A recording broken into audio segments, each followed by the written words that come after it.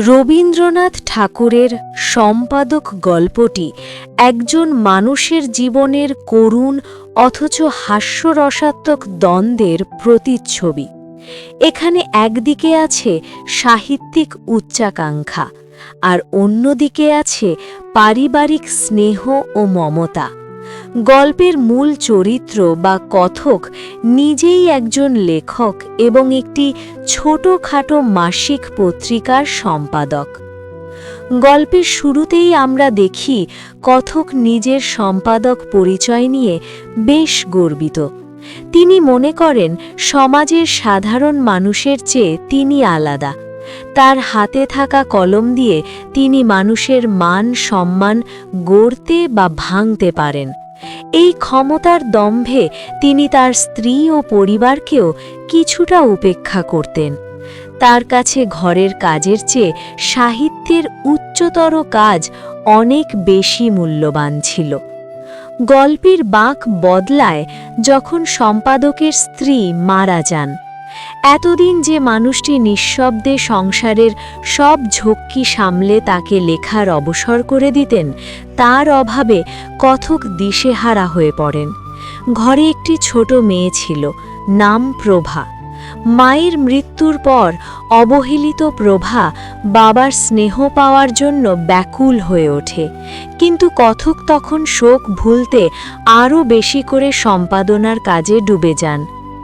সম্পাদক মশাই যখন গভীর মনোযোগ দিয়ে সম্পাদকীয় লিখতেন বা প্রুফ সংশোধন করতেন, ছোট প্রভা তখন তার কাছে গিয়ে আদর চাইত।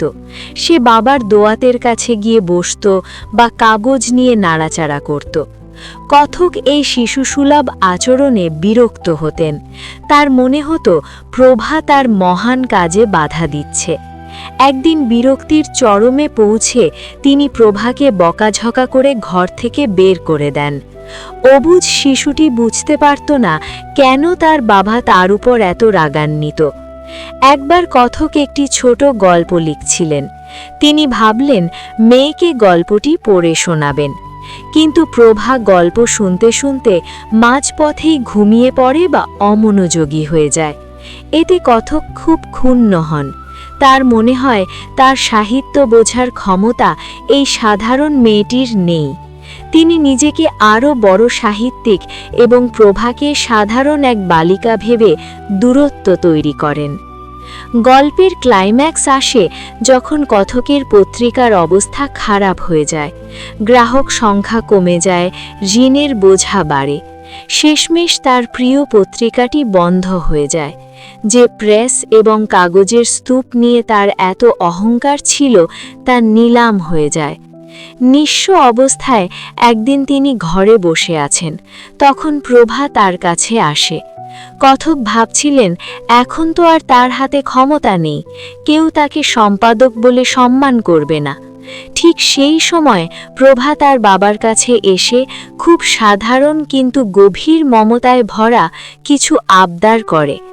কথক উপলব্ধি করেন যে বাইরের জগৎ তাকে সম্পাদক হিসেবে চিনত এবং সেই পরিচয় আজ বিলীন, কিন্তু এই ছোট মেয়েটির কাছে তিনি কোনো সম্পাদক নন, শুধুই বাবা।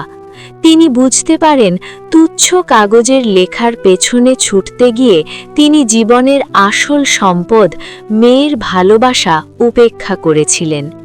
শেষ পর্যন্ত তার সমস্ত সাহিত্যিক অহংকার ধুলোয় মিশে যায় এবং তিনি একজন স্নেহময়ী পিতা হিসেবে নিজেকে নতুন করে আবিষ্কার করেন। রবীন্দ্রনাথ এই গল্পে দেখিয়েছেন যে মানুষ অনেক সময় কৃত্রিম নাম যশ বা পেশাগত পরিচয়ের মোহে পড়ে রক্তের সম্পর্ককে তুচ্ছ করে, কিন্তু সময় যখন সব কেড়ে নেয় তখন কেবল অকৃত্রিম ভালোবাসাই সম্বল হয়ে থাকে। সম্পাদক নামটির আড়ালে লুকিয়ে থাকা একজন রক্ত মাংসের মানুষের পরাজয় এবং শেষমেশ বাবার জয়ই এই গল্পের মূল রস।